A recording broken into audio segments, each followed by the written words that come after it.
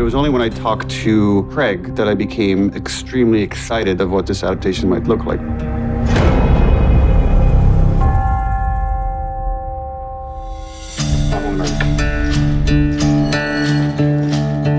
We asked Nico Parker to play an incredibly challenging part. We have to fall in love with her. And she also has to be a specific kind of person, very different than the person that Joel is going to meet later in the episode in the guise of little Ellie. It was important for us to present the audience with a Sarah that we felt we could follow for the rest of the series. She's almost the protagonist until disaster strikes.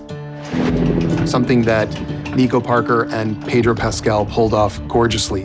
Nico Parker, my original daughter, my Sarah, she is the person that I live for. Without her, I don't have purpose.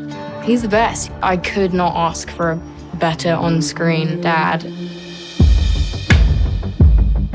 A lot of the time with acting, you're not always seeing what you're reading and what the audience is seeing. So a lot of the time you're kind of making up in your head, which on one hand is really amazing because you can create this whole narrative in your brain that then you get to follow through with. And on the other hand, it's like you're watching someone die and you're just staring at like a patch of grass and like, the amazing thing about Fort McCloud is it was like you could just really immerse yourself because it's all in front of you. Like any time where I was scared, I was genuinely really scared. Dad! Oh shit! And I just remember being like, oh my God. We are not sick! So this is how it begins.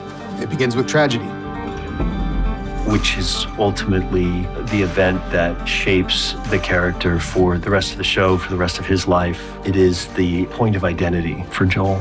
That kind of love, that unconditional love, is beautiful and can be very scary at the same time. We didn't do a lot of rehearsing because I think we both kind of wanted to savor all of the passion and everything. The feeling I had after the first take of adrenaline. The emotion there is heartbreaking and it's ugly. The way she dies is not pretty. It's not meant to be pretty. Her death is the fulcrum point for everything.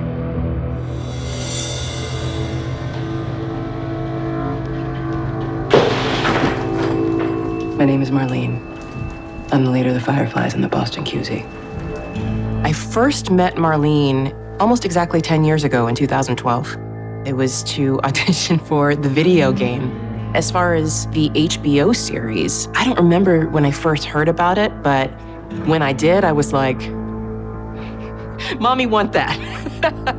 Did I think that they would actually cast me? No, I didn't. The hundreds of people that work on the game make you look like Marlene, make you look like the character and turn it into a masterpiece. It's another thing to step in front of the camera and embody her with my own instrument. And I had a couple of things on my side, which was I grew into her, I aged into her a little bit, and I guess my deep passion and love for her. As a writer, you're trying to construct a scenario where like a person is trying to avoid a fate worse than death.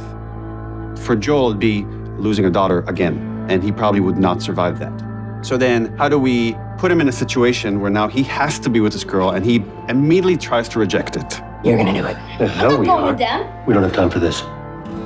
Joel is a broken man, and he meets this kid. Ellie's not a big fan of Joel when she first meets him. Their initial meeting doesn't really set them up to be the greatest of friends, but I think that's also because they're like similar personalities. They just clash, and they don't know how to relate to each other yet. In the final moments of this episode, Joel forgets that the girl that is standing behind him is not his daughter. Primitive instinct takes over.